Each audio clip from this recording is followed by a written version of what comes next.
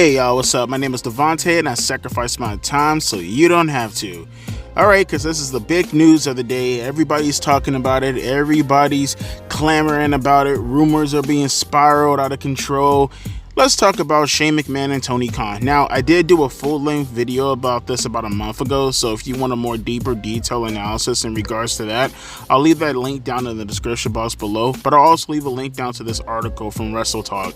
I figure I'll use them as a source considering that I took their picture in order to post in the community post earlier today. But let's read this though. WrestleTalk and Fightful have learned that AEW CEO Tony Khan had a private meeting with Shane McMahon this week. We can report that the meeting took place in an office at a private Arlington airport on Monday, July 29th, 2024. You can see a photo of McMahon and Khan together below, which is the photo that I posted in the community post earlier today. Sean Ross Sapp of Fightful has confirmed with sources that the meeting did take place, with Khan and McMahon discussing, and I quote, possibilities moving forward, end quote. Sapp noted that Khan had been open to talking with McMahon for a while, but it's believed they've never met or even spoken before the rumors about McMahon possibly joining AEW emerged recently. Khan is said to have been very open to using Shane McMahon for several weeks now, and has also made it clear that he was open to the idea of talking to McMahon when people have brought the topic up to him backstage. Publicly, Tony Khan commented in a recent interview on the Maggie and Perloff show that McMahon was, and I quote, welcome to stop by at any time, and he seems like a really nice guy, end quote. Khan also told Sports Illustrated that he has a lot of respect for McMahon as an executive and a professional wrestler, and he's always welcome in AEW. Shane McMahon has been absent from WWE since WrestleMania 39 in April 2023, where he tore his quad in just seconds into a match against The Miz.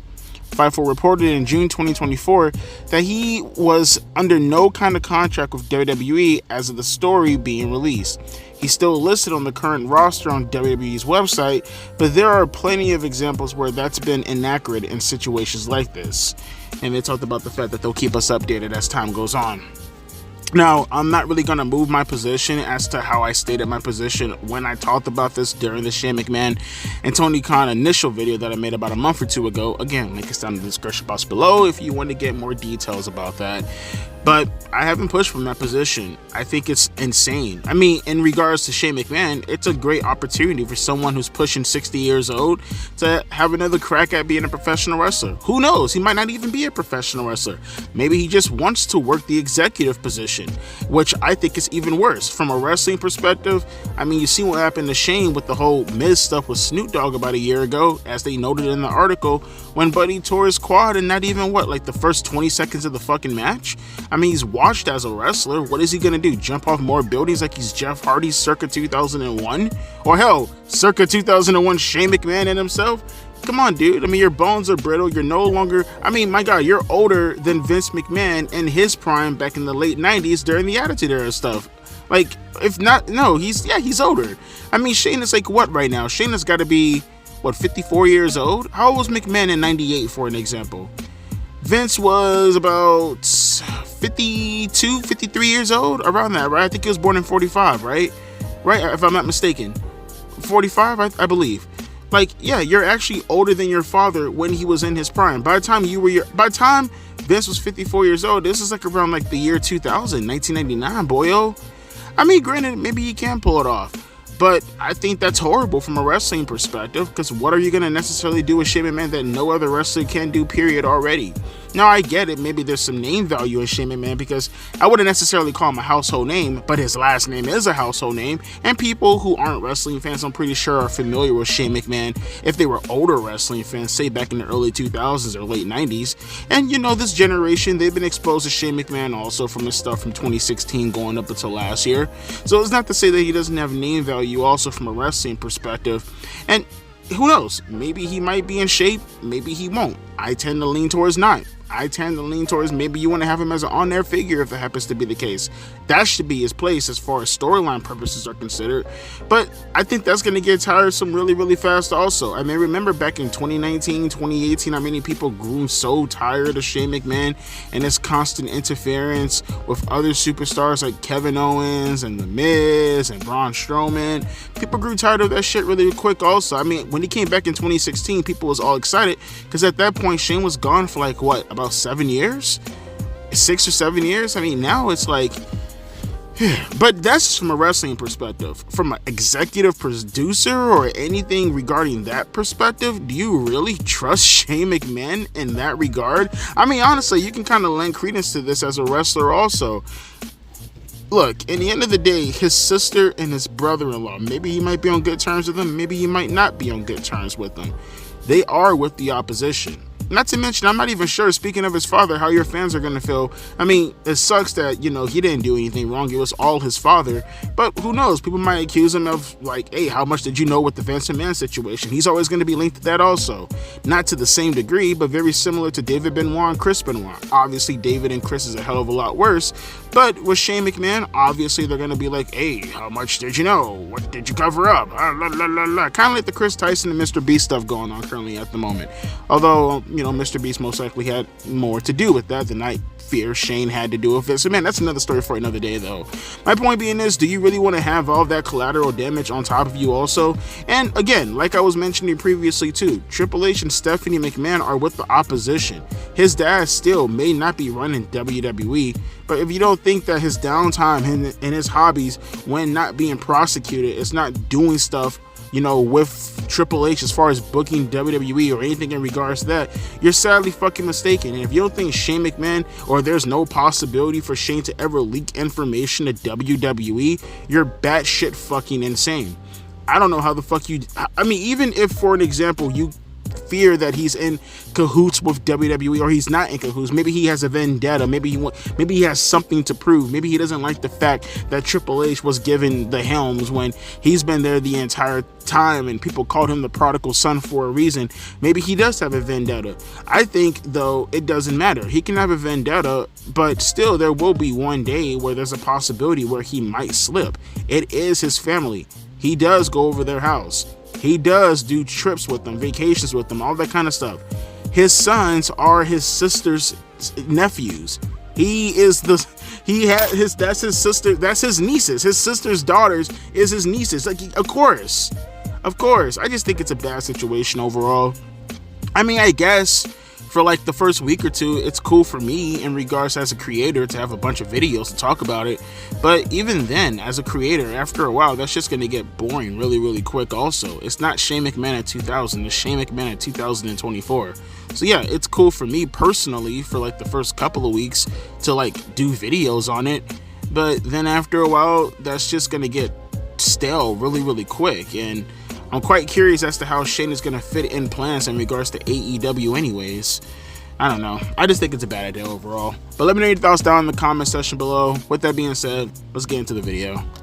Nah, AEW, please miss me with the nonsense. I really just want to get this show over with, bruh.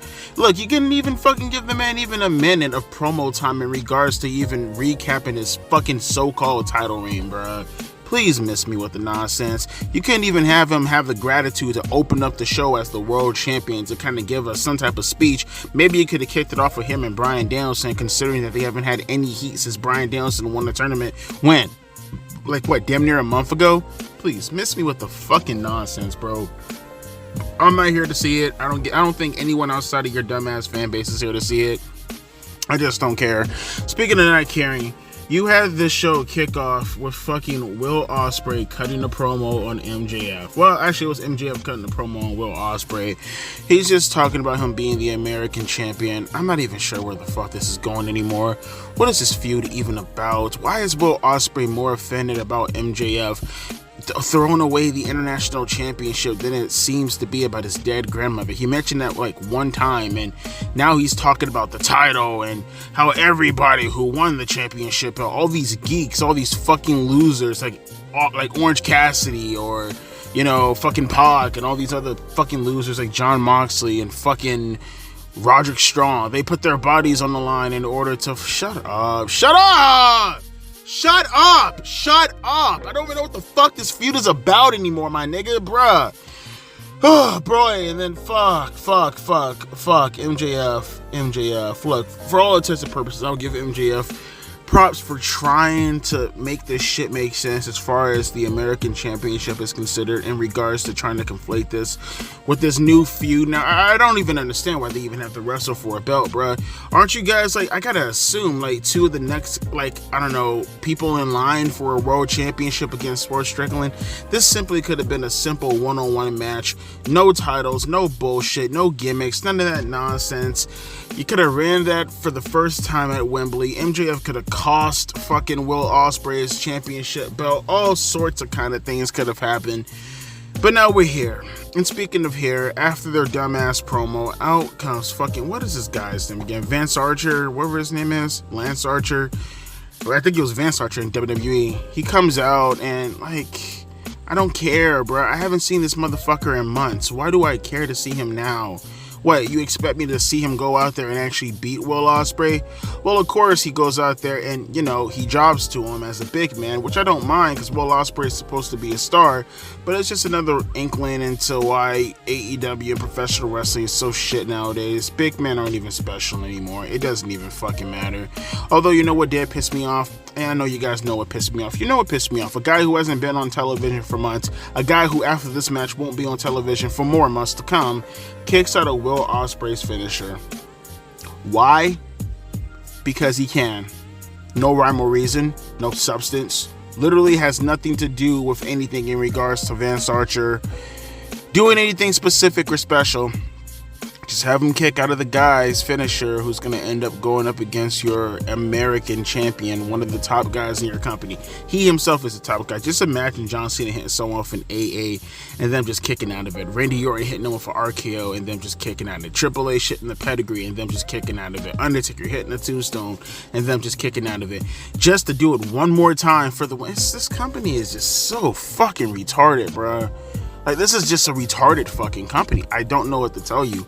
Their matches are dumb as fuck. Their priorities are stupid as fuck. Nothing makes sense in regards to their promos. I'm not even sure what the fuck any of this has to do with why Will Ospreay is even pissed at you to begin with. Again, it feels like that Will Ospreay is more offended by the fact that you threw away the international championship than he is about his friend getting his ass kicked or the fact that you dissed his dead grandmother. It's so dumb, bro. Speaking of dumb, Jericho's on my fucking TV. I would listen to this, but I gotta tell you again, I don't give a fuck. I simply don't give a fuck. After Will Ospreay won his match after a second hidden blade, I mean, it's already bad enough that your finisher looks stupid as shit, but you also had to fucking use it twice for fucking Lance Archer. I cannot get over that. Fucking just so stupid, bro. Afterwards, MJF attacked him from behind, and then Kyle Fletcher comes out to have Will Ospreay's back.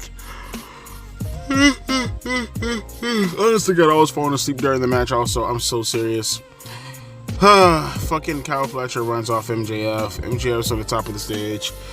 Kyle Fletcher cuts a promo, just rambling on about stupid shit. He did the same promo Will Ospreay did about how he's happy to be in America, although he's a foreigner, yada, yada, yada. Americans don't like you, MJF, yada, yada, yada. Bloody, bloody, bloody. Fucks, giving.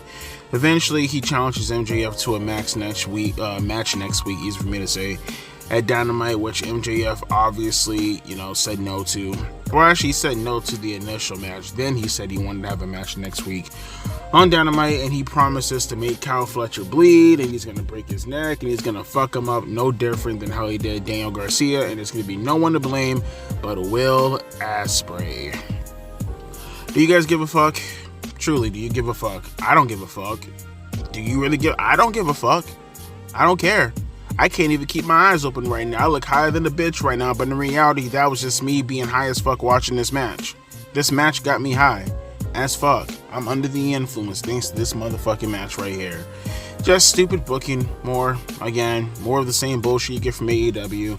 What can I say, man? I mean, fuck, water flows, fire burns, right? AEW doing nonsensical shit for the sake of doing nonsensical shit. And then you have people saying, Devontae, you're too hard. Shut up, bro. You're the reason why I want to be an alcoholic. Shut up. Shut up. I'm tired of you people making excuses for stupid fucking booking because, well, I grew up, in professional wrestling going all the way back as far as 2022. And let me tell you, all my years of watching professional wrestling, what I've seen right there was some of the finest technical wrestling you think you've ever fucking seen in your life, buddy boy. And I'm here to tell you, Devontae, your years of watching professional wrestling has nothing to do with my 2 years of watching professional wrestling. In fact, you need to stop watching it because obviously you don't like the show. So why even review the show? I mean, yeah, you're a wrestling commentary channel, and yeah, I'm a bumbling fuckhead, but, waters flow, fires burn. I have to learn the hard way, right? Oh, I'm sorry. I'll talk normal. I'm just too busy getting my back. I'm too busy getting my back blown out by my boyfriend. Shut up. And tell Nyla Rose to wear a condom. Fuck. Let's continue on with the show. I see Chris Statlander. All right, so we gotta dedicate some time to this one right here, bruh. We gotta dedicate some time to this promo right here. First off, Chris Statlander and Willow Nightingale, they had a shitty match. Who gives a fuck? Let's talk about this promo real quick, though, bruh, because this right here, man, there's so many good things about this promo, and at the same time, bruh, I just can't help but feel like there's something missing. Bear with me when I say this, all right? So Bryan Danielson comes out, right? Cuts the promo of a lifetime. I mean, I will say I am getting sick and tired. Now, granted, I work so damn hard working me. Damn, I work hard. I hate those promos nowadays. But at least with Bryan Danielson, one can argue he was kind of one of the originators of that kind of promo. So he sort of kind of gets a pass for me for at least being one of those people to at least, or like he's one of the innovators of that kind of promo, and he does it better than nobody's fucking business. I swear to God, Bryan Danielson, if he wanted to be a motivational speaker, holy fucking hell, he can. Hold on, actually, hang on. Actually, no. Wait, hold on. Okay, serious Bryan Danielson. He just challenged Jeff Jarrett to a match next week. All right. That's crazy. Okay, well, it looks like, is this the Undisputed Kingdom coming out right now? Is it the Undisputed Kingdom? Oh, perfect. Great. Now I got plenty of time to talk about this during this lame-ass match. So, as I was saying, Bryan Danielson comes out. He cuts a promo, motivational speaker out of the fucking wazoo, talks about how he's been doing this for so long, how, he has so little left to give, but he's gonna make the most out of it. And actually, a bit of news that's kind of I guess you can call it kind of a bombshell, technically, right? So Bryan Danielson's contract expires tomorrow, or I guess in 3 more hours. It's 9:10 right now, which I'm pretty sure he's gonna re-sign most likely, but will he re-sign as a talent, or will he just get an extension as a talent and then just start working backstage? I think that's what he's gonna do. I think he's gonna just get an extension just to get this match over with, and I think he's gonna work backstage going forward for now. He's just gonna be Tony Khan's right-hand man, which is cool. It is what it is. It's, one of those situations. I mean, for me, I'm a diehard Bryan Danielson mark. He's top 10 favorite wrestlers of all time, period, point blank, of any era since I've been watching wrestling for the better part of 30 years. He filled that void for me when Chris Benoit passed away. He definitely filled that void, carried on the torch. I'm not saying he's anything like Benoit in regards to Benoit's personal life, but from a wrestling perspective, he filled that void for me. Always followed his career, from his late stages in ROH in 2006, going all the way up to his WWE career. Always been a huge Bryan Danielson mark. Probably my favorite wrestler today, period. Today, my favorite wrestler, overall, top 10. So, to know that he's now starting to transition over to not just being a full, it sounds like he said he's not going to be a full-time wrestler anymore, but man, I don't think he means part-time. I think he's just going to straight up go backstage for now and not just work as an agent, work as Tony Khan's right-hand man. So, at least for me, that's a little bittersweet. That's 20 years coming to a conclusion, but it is what it is. Life does go, it goes on. You still got YouTube to watch all his old matches. Nevertheless, though, Bryan Danielson, he's talking about how he has one shot to go after the world championship, that being Swerve Strickland's world championship. And, he has a promise to make to himself, and he made a promise to his family. He mentioned Brie, and the crowd started chanting Brie along, with after Bryan mentioned her. And then when he was gonna go on, because he got really deep into the camera, I can't remember what he said, but you know, it was just a rah-rah speech essentially. And when he was gonna continue talking, Swerve Strickland came out, interrupted him, right? Crowd is hyped up for Swerve Strickland. They're doing the little dance and everything. Swerve cuts a decent promo also. Tells Bryan Danielson, I respect the fuck out of you. I think you're a once-in-a-generation superstar. You inspired a lot of wrestlers, including myself. But it's Swerve's time. And to be quite frank, I know you want to come after my world championship. Any other time I'd be behind you. Any other time I'd be rooting for you to follow your dream and accomplish your dream. But this championship belt is on my shoulder. And while this championship belt's on my shoulder, this ain't no achievement award, brother. You got to beat me to get this championship. And I don't think you have it in you to beat me to get this championship belt. You know, you talk about you want to do this and you want to do that. Homie, you couldn't even attend All In last year. He started going off of a list of accomplishments that Bryan Danielson failed at, that he accomplished, talking about him beating Will Ospreay when Danielson couldn't do it, talking about how he won at Blood and Guts when Danielson couldn't do it. And then he said, I was in All In, wrestling in front of 80,000 fans, and you were too broken down to get on the airplane. So what makes you think your body is even up to par to take this off my shoulders? You ain't got it in you to take this world championship off of me. And once All In comes and once All In goes, I'm going to be walking out still world champion. Swerve turned around. He was leaving the ring. Bryan Danielson said, hey, he had another promise. He made a promise to his family early on, and he had another promise that he had to make. Swerve turned around, and Bryan, he told him straight up, it's like that. If I can't beat you for that world championship, that's it. I'm no longer going to wrestle you. So now this match is essentially title versus career. It's like that. Swerve turned around. He was like, that's really noble of you. But you shouldn't be making that promise to me. You should be making that promise to your family. And he left just like that. That was a dope ass promo. I fuck with that promo. I love that promo. That was great. It was serious. Everybody was quiet to hear what they were saying. You know, when the time came for the chants, they chanted. When the time came to shut the fuck up, they shut the fuck up. It was a very, very, very somber, but at the same time, serious atmosphere for the world championship. I like that. That's how it should be. That's how you actually get people to want to buy tickets to a show. I wish they were that serious more often than not. And hopefully we get more build going off of this going into All In. I want to see more video packages, not throwing in video packages on the second slot of the card and shit like that. No. I want more video packages. You know what? Let me see them training. You want to do this for real? Go full on Brock and Rock. Ironically enough, I think August 25th, right? I could be wrong. Isn't that SummerSlam 2002? I think that's the date for SummerSlam 2002, if I'm not mistaken. The 22nd anniversary, if I'm not mistaken. I could be wrong. I think that's the date. As a matter of fact, let me look that up real quick.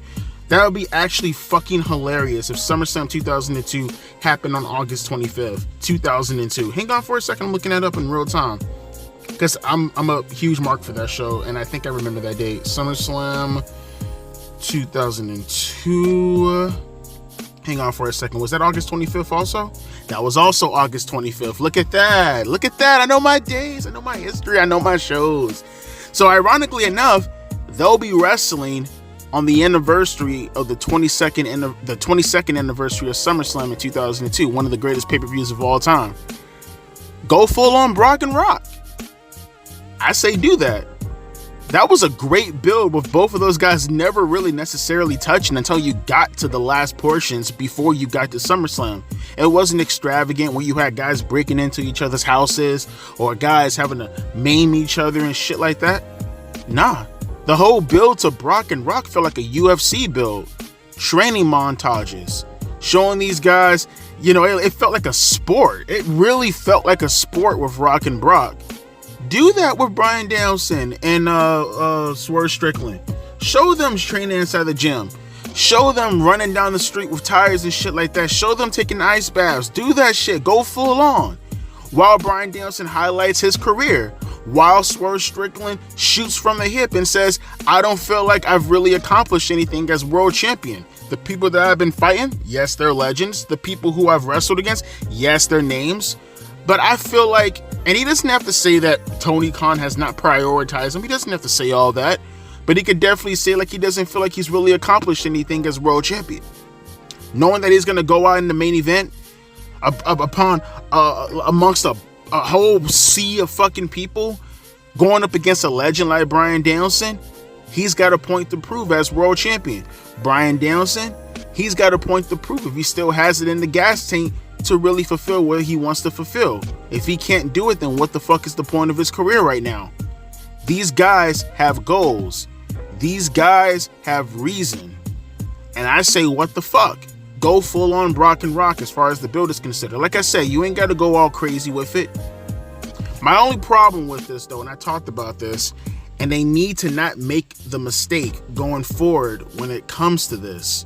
This was a fantastic promo. This was a fantastic segment. But it was smashed in right in the middle of the card. Right in the middle of the card. That's unnecessary. Don't do that.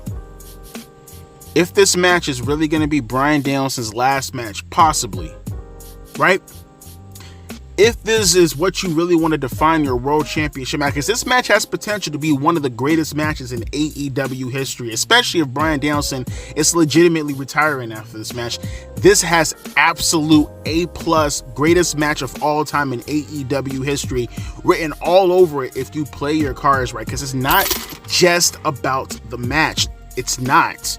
It's about the build. You know, I talked about this a couple of weeks ago when I was referencing Stone Cold Steve Austin and Bret Hart. And I remember someone asking me, why is this the best match of all time? And I told them, it was the music. It was the ambiance of the audience. It was the styles that they played within the match in itself. It was the post-match in regards to the build, or it was the pre-match in regards to the build, and it was the post-match in regards to the results. Everything culminated into why that match is one of, if not the greatest wrestling match of all time. Bryan Danielson and Swerve Strickland may not reach that stratosphere, but they can get pretty damn close. Don't mid-card this anymore. This either needs to open or this needs to close. They need multiple segments. They need actual build. They need promos. They need vignettes. Do not, I repeat, do not make the mistake of mid-cardiness. Do not make the mistake of having any match prioritized over this. I don't give a shit what anyone is doing that night. They hold back. They hold back. They hold back on whatever promo they're doing. They hold back on whatever vignette they're doing. This is the same situation when you go back to WrestleMania 10 and Bret Hart told Owen Hart, I don't care how athletic you are. I'm the babyface. You're the heel. You play your role just like I'm going to play my role, because there's going to be a time where you're going to be in my position and you're going to want the same person to do it for you as I want you to do it for me. Play your role.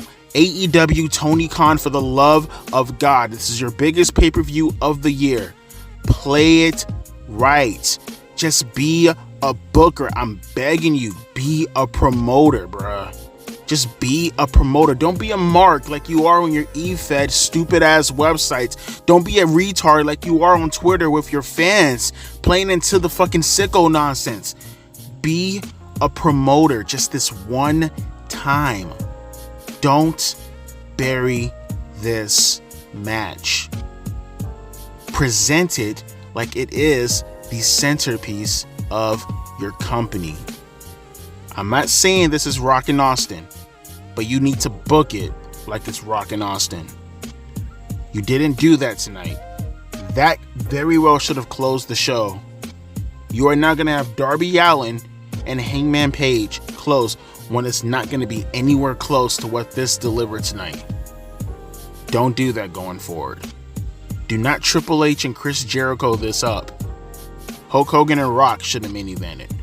Do not do what you've been doing in the past as far as how you booked everything in regards to prioritizing over the World Championship, because you feel the World Championship doesn't need any handling because of the title of World Heavyweight Champion. It needs substance and it needs priority. Don't bury the World Championship. With that being said, great promo.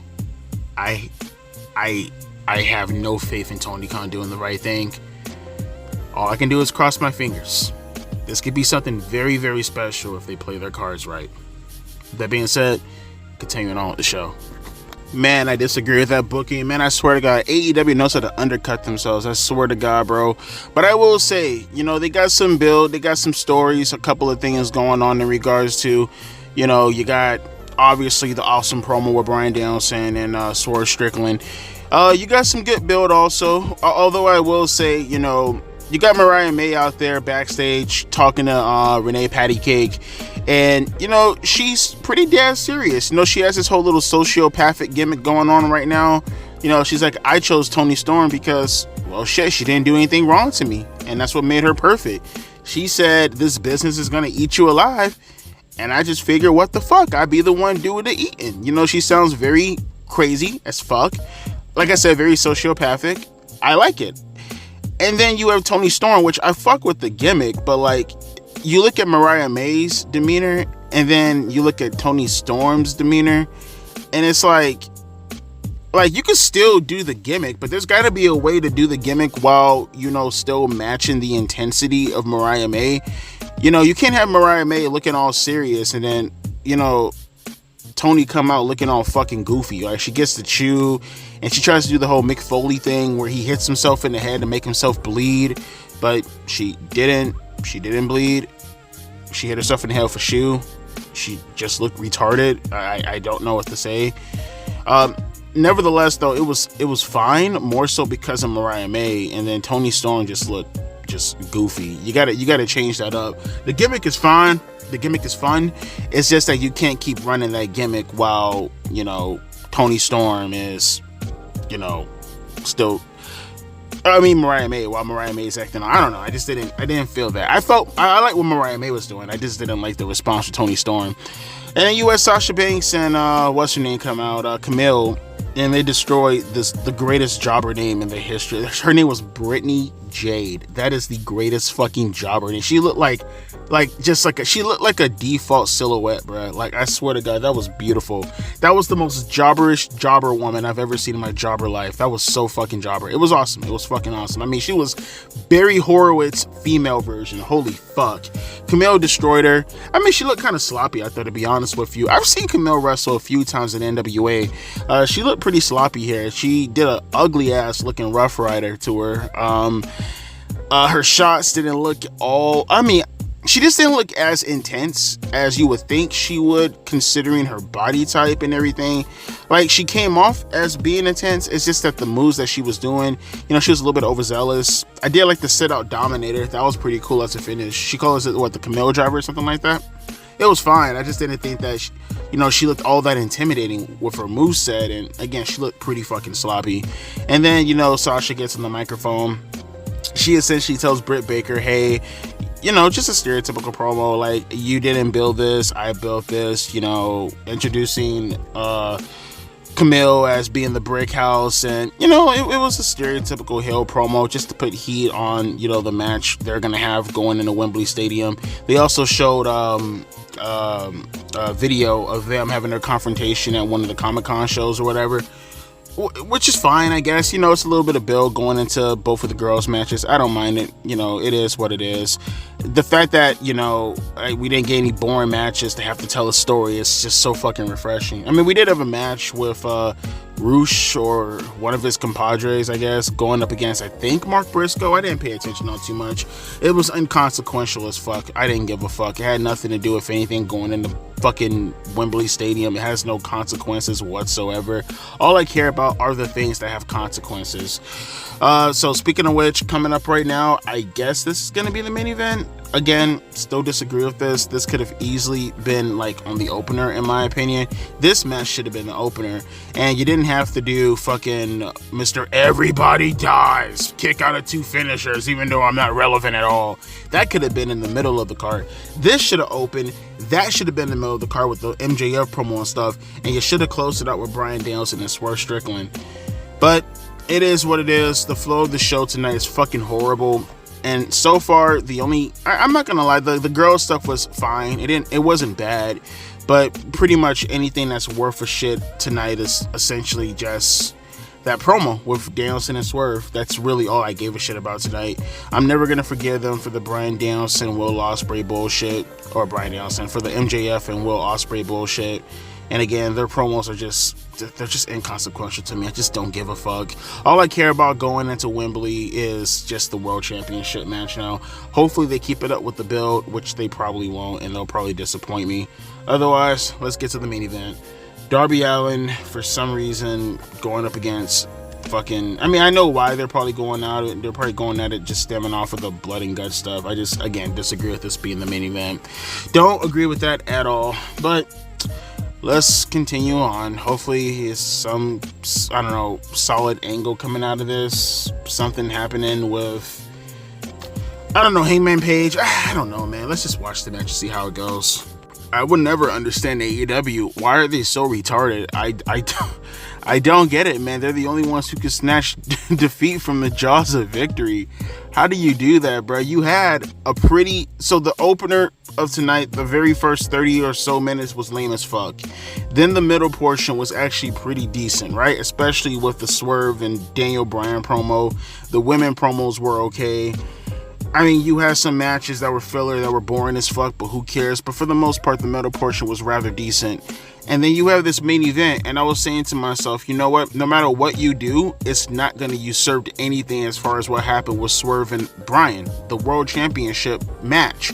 That which you would think would be common sense. You would want the World Championship match to be what delivers the most on the entire card, right? Because that's going to be your money match. That's going to be what, you know, theoretically brings people into the arena, and that's what's going to put asses in seats. But they mid-carded it for some reason. I don't know why. They did. And I thought to myself, okay, no matter what you do, this main event usurping this is going to be retarded. Regardless, it's going to be fucking dumb. But okay, I'm willing to wait to see what you're going to do in the main event. Maybe you can make up for it. Again, I don't think whatever you're going to do is going to make up for this being the main event, but I'm willing to at least see what you have to offer. And they didn't have anything to offer. They literally went out there and they just wrestled.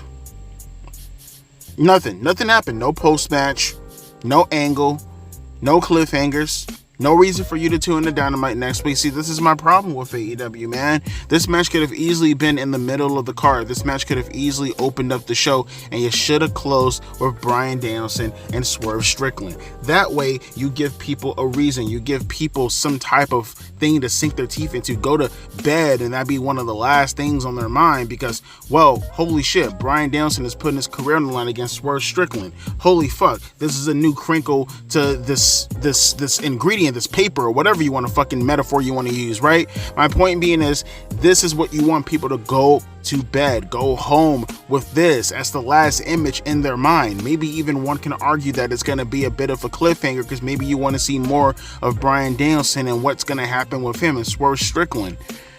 But instead you main event with this way, and it wasn't even that bad of a match. I'm not even arguing it was a bad match. I'm just arguing that all we get every fucking week are just matches after matches after matches after matches.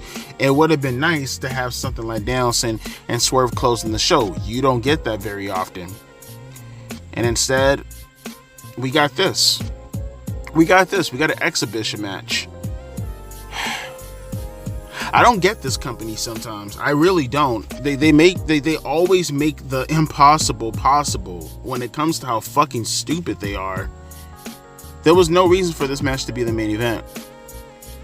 Like, not even, you would think to yourself, oh, okay, well, at the very least, Jack Perry will attack Darby Allin. Again, still a travesty. Why is the TNT Championship more of a priority than the World Heavyweight Championship?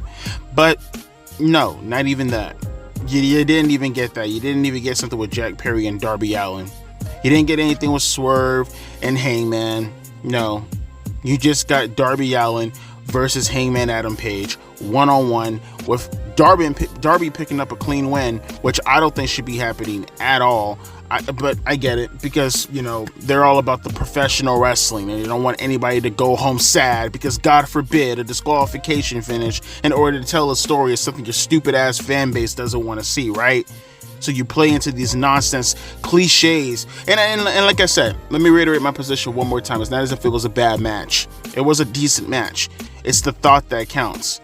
And honestly, a decent match is what you get out of AEW. A decent match today would be considered something of like, okay, well, you can kind of just skip this. And honestly, to be fair with you, you honestly can't skip this. I watched this match tonight and I'm going to forget all about it by the time we get in the morning time. My thing is, what is my reason to watch next week? Huh? Bryan Danielson versus Jeff Jarrett?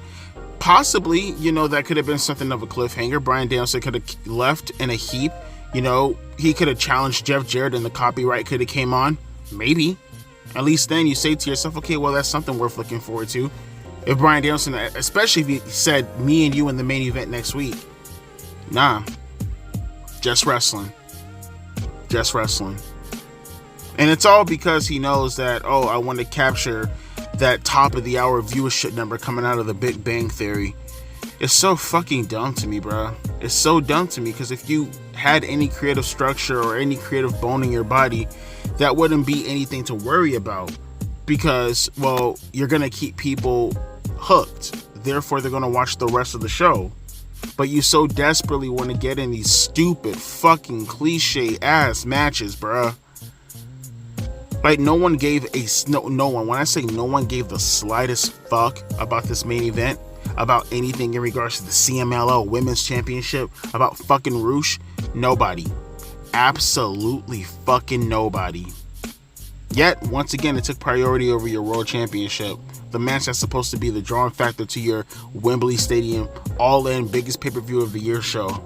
You got Bryan Danielson right there, who ain't the draw like he used to be because you completely just downgraded and ruined all that.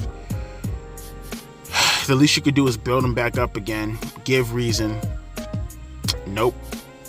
Instead, let's have Heyman Adam Page and Darby Allin have one of the most cliche kind of matches you could possibly have that they always have. I mean, literally, it's a run-of-the-mill Darby Allin match. You get a horrific bump, sometimes involving the stairs, sometimes involving the ring post, sometimes involving chairs, sometimes involving the steel floor. I mean, 3 out of 4 ain't bad because that's what happened in this match right here. And then Darby Allin picked up the win for Lamar Straw Cradle. Yay. Cool. And then afterwards, Heyman started throwing chairs in the ring and he was outraged by the finish of the match. Yay. Cool. Whippy. I'm so happy. Honestly, just ruined the entire momentum of what I would consider a rather decent show, which is now just below average now. I mean, it was rather decent once you had the middle portion, and now it's just, oh, well, okay, it's just another stereotypical Dynamite. You might get one gem in there, and the rest of everything else is complete shit. Like I said, stereotypical Dynamite. Again, no reason to watch next week. They didn't give me a reason to watch next week. I'm gonna watch it because I have to review the show for you guys, but honestly, there's no reason to watch next week's show when they haven't given me a reason to want to watch. But I'll leave it up to you guys in the comment section below. How do you feel about dumbass dumbass NWA, dumbass AEW booking flow, Tony Khan's stupid ass mind as far as how he likes to book his stupid ass shows. Let me know how you felt about that Bryan Danielson promo with Swerve Strickland, the only good thing and the only thing worth going back to go watch. Let me know how you feel about all the other things in regards to the build to Wembley Stadium. They did about 3 matches on that card that honestly had no reason to be on that card, that honestly could have been time given to some of these segments that help promote their match for Wembley Stadium. But instead, no. We get a match for a different company's title. We get a match with an irrelevant superstar who hasn't been around for months, kicking out of people's finishers as if he's a big fucking deal. We get matches with Roosh, and we get this main event with literally nothing attached to it whatsoever. Like I said, stereotypical AEW can never get out of their own fucking way. As always, my name is Devontae, and I'll be catching you guys later. Deuces. P. Ice.